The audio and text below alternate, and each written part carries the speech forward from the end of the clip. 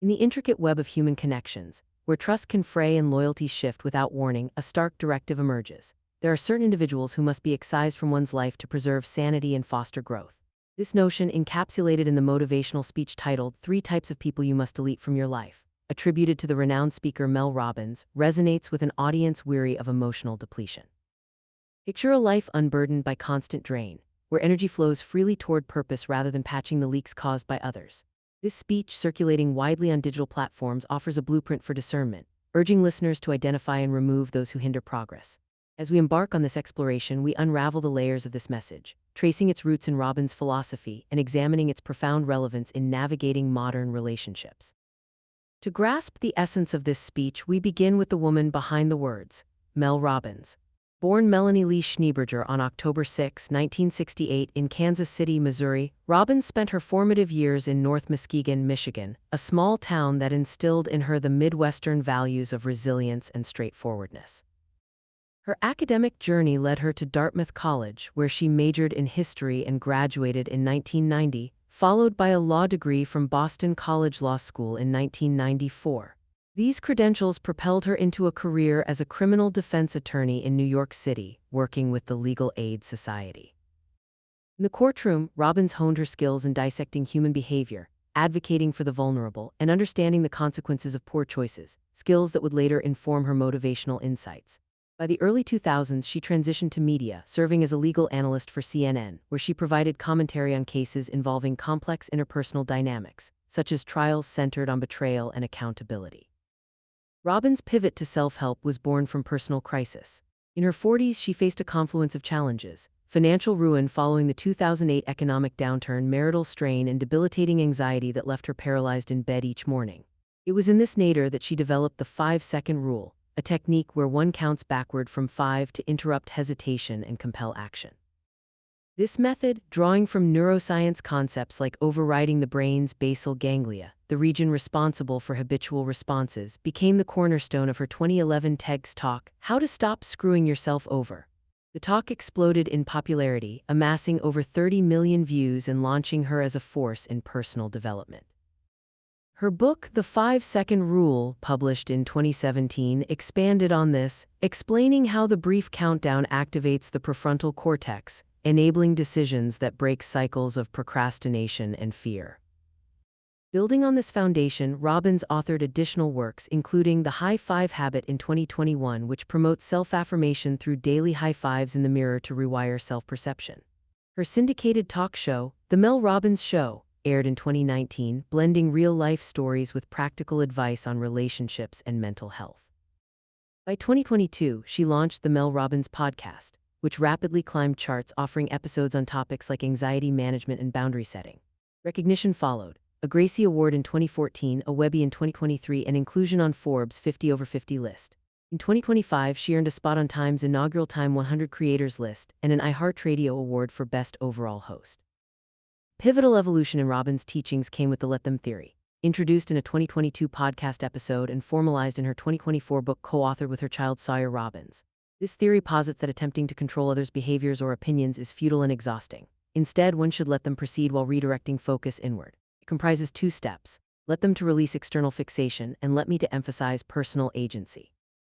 This mindset, rooted in cognitive behavioral therapy principles, reduces stress by acknowledging that others' actions reflect their own issues, not one's worth. The book became a bestseller, addressing post-pandemic relational strains and emphasizing boundaries as essential for emotional health. It is against this backdrop that the speech "Three Types of People You Must Delete from Your Life" gains context. Circulated primarily through YouTube channels specializing in motivational compilations, the speech appears in various formats, often as 25-minute narrations styled in Robbins' voice. A prominent version, uploaded in October 2025, frames it as a direct motivational address, though analysis suggests it is a synthesized compilation drawing from her podcast discussions on toxic relationships rather than an original verbatim recording. The content aligns with her emphases on energy protection and detachment, urging listeners to prune their social circles for peace and productivity. The speech opens by asserting that safeguarding one's energy is an act of self-respect, likening energy to a finite resource that must be allocated wisely to avoid depletion. Let us dissect the speech methodically, beginning with its foundational premise. Energy, the narration explains, is not infinite. It is expended in every interaction, thought, and decision.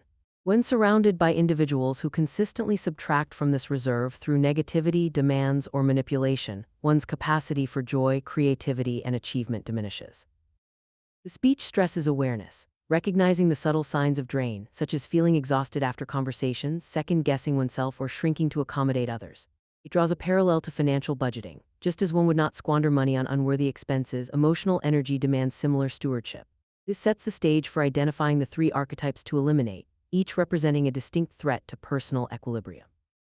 The first type, energy drainers, often termed energy vampires. These individuals perpetually seek attention, sympathy, or validation without reciprocity. They thrive on drama, recounting endless problems while ignoring solutions, effectively transferring their burdens onto others. The speech illustrates this with examples: a friend who calls nightly with complaints but dismisses advice, or a colleague who vents incessantly about workplace woes without taking initiative. Psychologically, this dynamic exploits empathy, turning compassion into exhaustion. Energy vampires, the narration notes, rarely intend malice. Their behavior stems from unaddressed insecurities or avoidance of responsibility.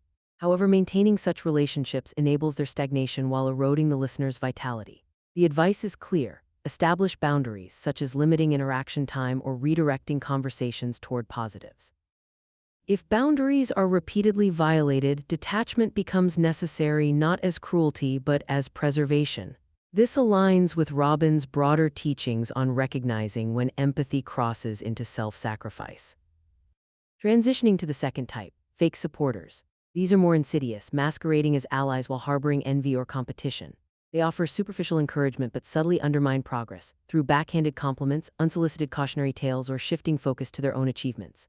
The speech provides vivid scenarios: a family member who praises a promotion but immediately questions its risks, or a friend who celebrates a milestone publicly yet gossips privately. This behavior, rooted in their own unfulfilled aspirations, creates a toxic undercurrent that sows doubt and diminishes joy.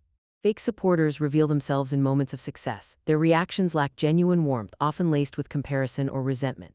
The narration emphasizes intuition: trust the unease felt in their presence. To address this, withhold sharing vulnerabilities or ambitions until authenticity is proven. Ultimately, releasing them frees space for true advocates who uplift without rivalry, echoing the let them theory's call to let others' insecurities unfold without intervention. The third type, manipulators. These individuals seek control, employing tactics like guilt, charm, or gaslighting to bend others to their will. They may begin with flattery, studying weaknesses to exploit later, withdrawing affection to provoke pursuit, or twisting narratives to evade accountability.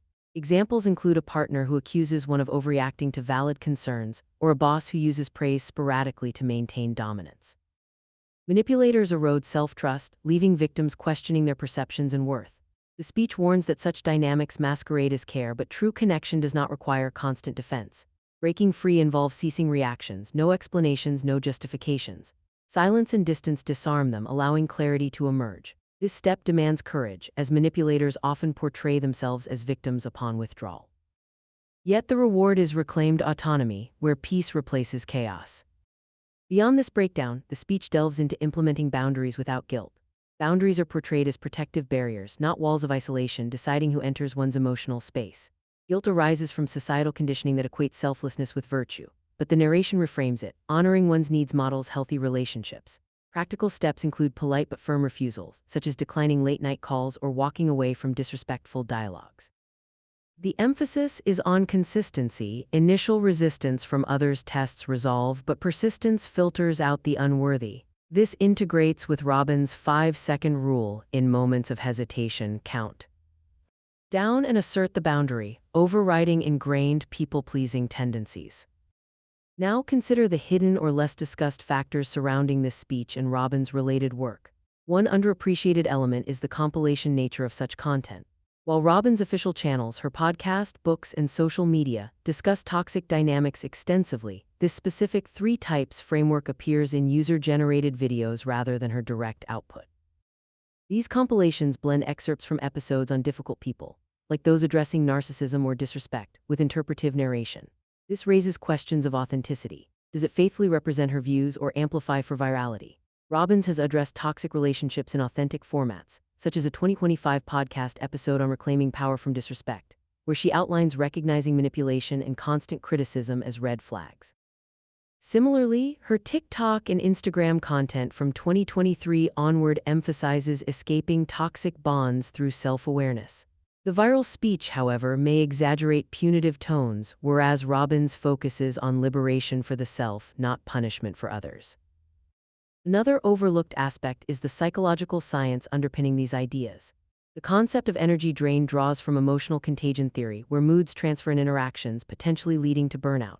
Fake supporters align with research on social comparison, where upward comparisons breed envy and sabotage. Manipulators exploit attachment styles, particularly anxious ones, fostering dependency.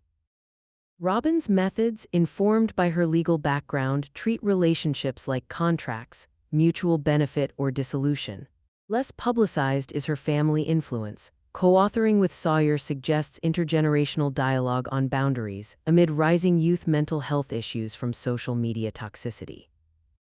Cultural factors also play a role. In Western societies, individualism supports detachment, but in collectivist cultures, it challenges familial obligations, potentially causing internal conflict. On a global scale, the implications of this message extend into societal and economic realms. In an interconnected world where remote work and digital communication amplify relational strains, identifying toxic influences promotes mental health resilience. Consider Europe, where post-COVID burnout rates have surged. Adopting boundary setting could reduce workplace absenteeism, bolstering productivity. In Asia, where harmony often trumps confrontation, this philosophy might empower individuals against hierarchical abuses, fostering innovation in rigid structures. In the United States, amid polarization, it counters echo chambers by encouraging detachment from divisive figures, potentially easing social tensions. Economically, the self-help sector, valued at over $10 billion annually, thrives on such content, influencing corporate training on team dynamics and leadership. However, implications include risks. Overzealous application might isolate vulnerable people or overlook systemic toxicities like inequality, where deleting isn't feasible. Globally, in developing regions, digital access to these ideas varies, exacerbating divides, yet grassroots adaptations via social media democratize empowerment. In a thoughtful conclusion, the directive to delete certain people from one's life emerges not as a call to isolation but to intentional curation. Mel Robbins, through her evolution from advocate to motivator, distills hard-won wisdom. Relationships should nourish, not deplete. By recognizing energy vampires, fake supporters, and manipulators, one reclaims the narrative of their existence. This process, though painful, unlocks potential, transforming solitude into strength and boundaries into bridges to authenticity. In a world teeming with distractions, this philosophy serves as a compass guiding toward peace amid chaos. Ultimately, the act of letting go honors the self, affirming that true connection arises from mutual elevation, not endurance of harm. As the echoes of this speech fade, they leave a lasting truth. Your life is yours to shape, one deliberate choice at a time. In the complex tapestry of interpersonal relationships, where emotional investments can yield profound fulfillment or profound exhaustion, a compelling admonition arises. Certain individuals must be deliberately removed from one's circle to safeguard personal well-being. This principle forms the core of the motivational content titled 3 Types of People You Must Delete from Your Life, widely associated with Mel Robbins and disseminated through various online channels. Envision an existence liberated from the perpetual weight of negativity, where one's finite resources of time and emotion are directed toward growth rather than perpetual repair. This message, though presented in compiled formats, distills insights from Robbins' extensive teachings on boundaries, energy protection, and attachment, providing a framework for discerning which connections nourish and which erode the self. Mel Robbins' trajectory offers essential context for understanding this directive.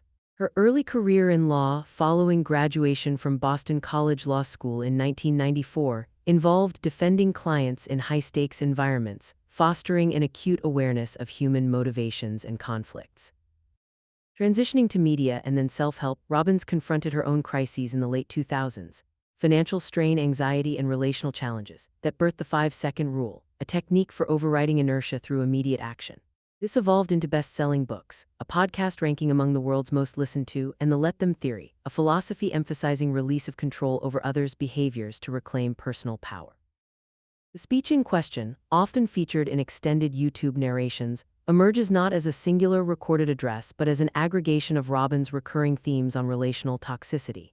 Channels curating motivational content synthesize her podcast discussions, book excerpts, and social media insights into structured lists, framing three archetypes as imperative to eliminate. This compilation approach amplifies accessibility but invites scrutiny. It prioritizes dramatic categorization over Robbins' preferred nuance of tools like let them, where detachment serves empowerment rather than mere excision. Consider the premise underlying this framework. Human energy, akin to a non-renewable resource, is allocated across interactions, decisions, and self-maintenance. Prolonged exposure to depleting influences impairs cognitive function, emotional stability, and physical health, as evidenced by research on chronic stress and cortisol elevation. The speech posits that awareness precedes action. Noticing post-interaction fatigue, diminished motivation, or persistent self-doubt signals a relational imbalance. Budgeting energy, much like financial resources, requires intentional allocation, prioritizing investments that yield returns in peace and productivity. The first archetype delineated is the chronic complainer or energy drainer. These individuals perpetuate cycles of negativity, soliciting empathy without pursuing resolution, thereby transferring emotional labor. Interactions leave one feeling hollowed out, as their unresolved issues dominate discourse. Robbins addresses this in discussions of emotional vampires, individuals whose moods contagiously spread distress via mirror neurons and heightened cortisol responses. The dynamic often stems from their avoidance of accountability, not deliberate malice. Yet sustained engagement enables stagnation for them while fostering resentment in the observer. The recommended response involves graduated boundaries, redirecting conversations, limiting availability, or when patterns persist, complete withdrawal. This preserves vitality for constructive pursuits. The second category encompasses insincere or competitive allies, sometimes labeled fake friends or envious supporters. Outwardly affirming, they undermine subtly, through diminished enthusiasm for one's achievements, comparative narratives, or passive discouragement. Their reactions to success reveal incongruity. Muted celebration overshadowed by self-reference or cautionary deflection. Rooted in their insecurities, this behavior erodes confidence, implanting doubt during vulnerable moments. Robbins explores this in episodes featuring guests like Trent Shelton, highlighting how genuine relationships celebrate without qualification, while toxic ones diminish to maintain equilibrium. Discernment arises from observing consistency. Do shared victories amplify joy mutually or redirect spotlight? Releasing such connections curates space for reciprocity where support flows bidirectionally. The third type involves controllers or manipulators, employing tactics to dominate emotional landscapes. Guilt induction, intermittent reinforcement, or reality distortion maintain influence, often masquerading as concern.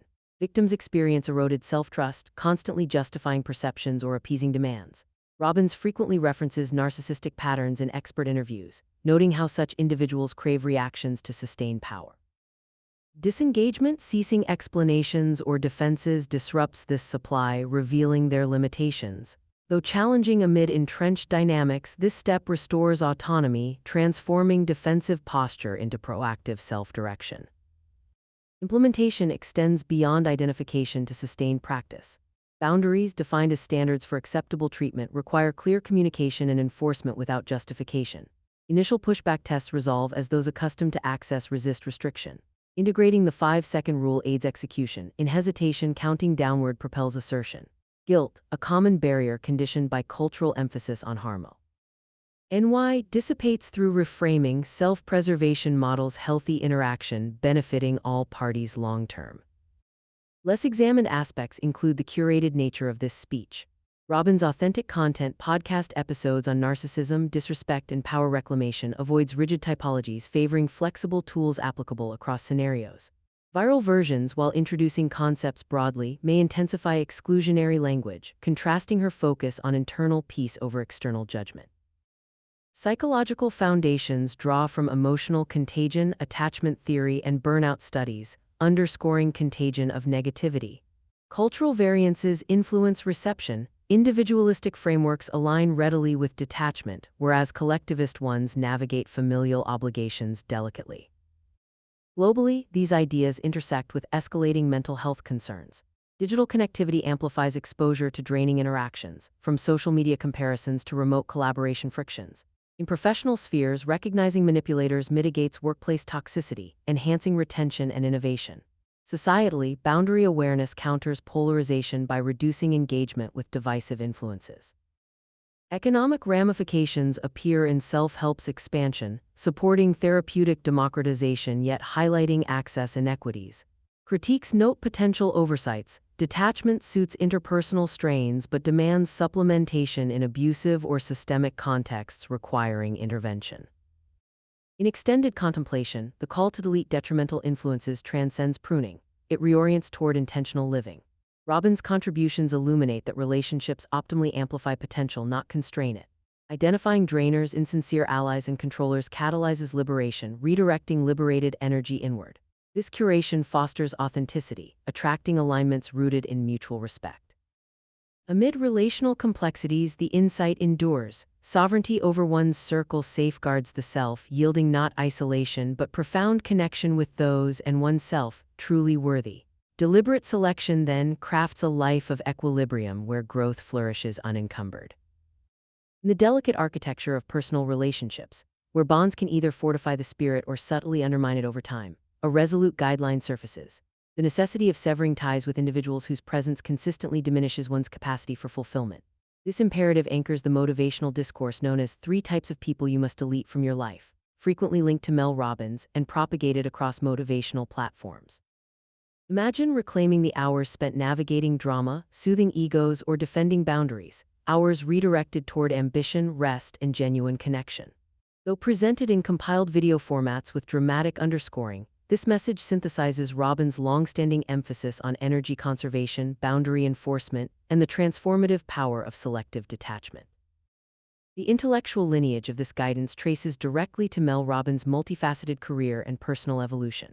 From her early days as a public defender navigating the raw edges of human conflict, through her media commentary on legal and ethical dilemmas, to her emergence as a leading voice in personal development, Robbins has consistently distilled complex psychological dynamics into accessible strategies. Her breakthrough technique, the 5-second rule, born from a period of profound personal stagnation, provided a mechanism for interrupting destructive patterns. This foundation expanded into broader philosophies, culminating in the Let Them theory, a deliberate shift from attempting to influence others toward cultivating unassailable internal agency. Within this continuum, the identification of 3 relational archetypes warranting removal serves as a practical application rather than abstract theory. These compilations, while not originating as standalone speeches from Robbins, faithfully echo themes recurrent in her podcast episodes, social media reflections, and written works.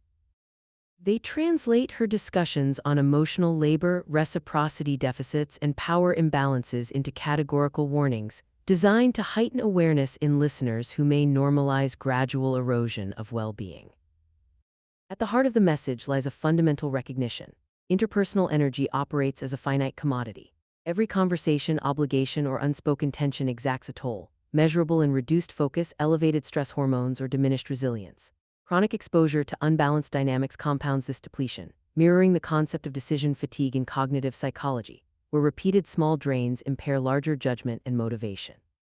The speech frames relational pruning as an act of stewardship, comparable to eliminating unnecessary expenditures in a budget to preserve resources for meaningful investments.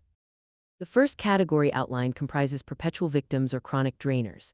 These individuals maintain a narrative centered on insurmountable obstacles, soliciting support while resisting change. Their interactions follow a predictable arc: crisis presentation, emotional unloading, temporary relief through listening, and recurrence without progress. Over time, this pattern conditions the compassionate party into a role of perpetual rescuer, fostering codependency. Robbins addresses analogous dynamics when discussing energy takers, noting how empathy, when unbounded, becomes a vector for exhaustion. The underlying psychology often involves learned helplessness, a state where individuals internalize ineffectiveness despite evidence to the contrary. Disengaging requires reframing compassion. Continued enabling perpetuates their cycle, whereas withdrawal may catalyze self-reliance. Gradual measures, shortened responses, topic redirection precede full separation when patterns prove immutable. The second archetype manifests as covert competitors or conditional supporters. Presenting as confidants, they reveal ambivalence through subtle sabotage. enthusiasm tempered by warnings, achievements met with comparative anecdotes, or vulnerabilities exploited later as leverage. Their congratulations carry an asterisk, joy overshadowed by redirection toward their own narrative. This behavior frequently stems from unresolved envy or scarcity mindset, where another's advancement registers as personal threat. In Robbins' explorations of authentic connection, she contrasts this with relationships characterized by unqualified celebration, where one person's elevation inspires rather than intimidates. Discernment emerges through pattern recognition. Consistent deflection during moments of triumph signals underlying rivalry. Releasing such ties, though initially painful, eliminates the corrosive doubt planted during vulnerable periods, creating vacancy for alliances rooted in mutual amplification. The third classification encompasses overt controllers, individuals deploying manipulation to orchestrate outcomes. Tactics range from emotional blackmail and selective silence to reality revision and intermittent affirmation, creating dependency through unpredictability. Victims experience cognitive dissonance, questioning memory, justifying behavior, or preemptively adjusting to avoid conflict. Robbins frequently examines narcissistic and controlling patterns in depth, collaborating with psychologists to illuminate how such individuals require reactions to sustain dominance. The most effective countermeasure proves counterintuitive: cessation of engagement. By withholding justification or defense, one deprives the dynamic of its fuel, allowing clarity to surface. This withdrawal, often met with escalation or victim portrayal, ultimately exposes the manipulator's limitations while restoring the target's self-trust. Execution of these separations demands nuanced strategy. Initial boundaries, clear statements of limitation without elaboration, test commitment. Resistance manifests as guilt induction or boundary testing, requiring reinforcement through consistency. Robbins integrates her 5-second rule here. When hesitation arises to accommodate or explain, the countdown propels decisive action. Cultural conditioning toward agreeableness, particularly pronounced in certain demographics, generates internal conflict. Reframing self-prioritization as maturity rather than selfishness alleviates this tension. Less frequently examined dimensions include the curated composition of these viral presentations. Robbins' primary platforms deliver these concepts through extended conversations, guest expertise, and personal anecdotes, avoiding prescriptive lists in favor of contextual application. Compiled versions, while broadening reach, occasionally intensify language toward absolute severance, potentially overshadowing her advocacy for graduated approaches or reconciliation where growth occurs. The psychological scaffolding draws from established research. Emotional contagion explains negativity transfer, social comparison theory illuminates competitive sabotage, and trauma bonding elucidates manipulation's grip. Cultural contexts modulate reception. Individualistic societies embrace detachment readily, whereas those valuing familial harmony navigate implementation with greater internal negotiation. On a broader scale, dissemination of these principles intersects with contemporary societal currents. Digital amplification of minor conflicts, workplace blurring of boundaries, and social media's comparison culture heighten relational toxicity exposure.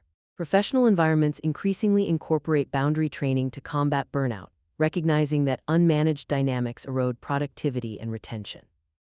Mental health frameworks globally acknowledge relational stress as a significant contributor to anxiety and depression.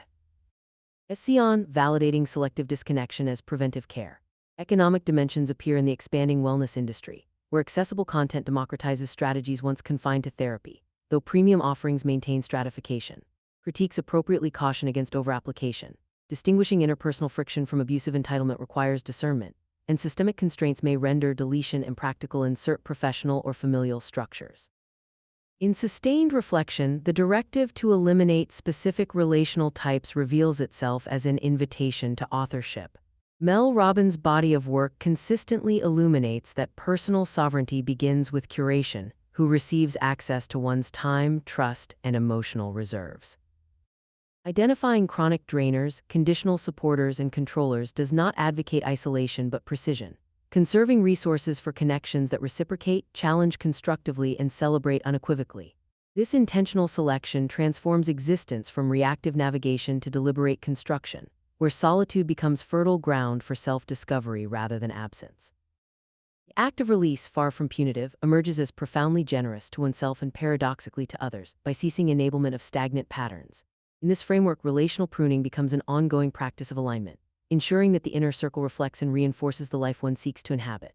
The message endures not as judgment of others, but as affirmation of personal worth, worthy of peace, worthy of progress, worthy of connections that elevate rather than exhaust.